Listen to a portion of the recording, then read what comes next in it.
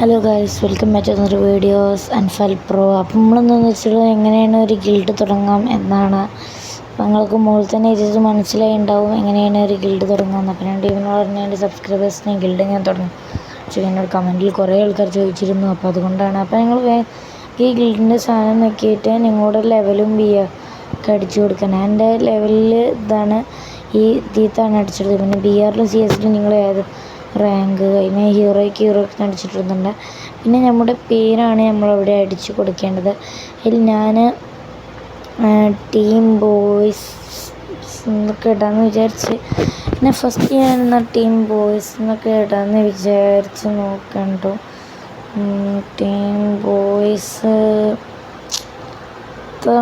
പിടുത്തം കിട്ടണൊക്കെ ഉണ്ട്, പക്ഷേ 1 2 3 4 5 6 7 ഇത് പറ്റൂല ഗൈസ്. നമുക്ക് സ്പേസ് വിടാതാക്കി നോക്കുന്നതായിരിക്കും ഏറ്റവും ബെറ്റർ എന്ന് എനിക്ക് തോന്നുന്നു.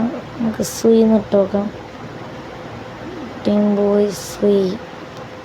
1 2 3 4 5 6 7 8 9 10 11 12 അക്ഷരം കൃത്യമായിട്ടുണ്ട്. ഇനി നമുക്ക് വെൽക്കം ചെയ്യാനായിട്ട് നമുക്കിപ്പം മലയാളി എന്ന് കൊടുക്കാം. അത് തെറ്റിപ്പോയി ഗൈസ്, മലയാളി തെറ്റിയിട്ടുണ്ട്.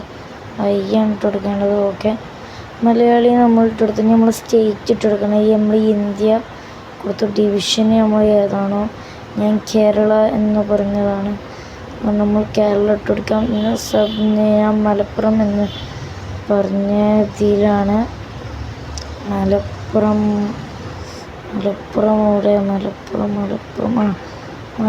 കിട്ടിയിട്ടുണ്ട്. നമ്മൾ ഓക്കെ അടിച്ചെടുത്തിട്ടുണ്ട്.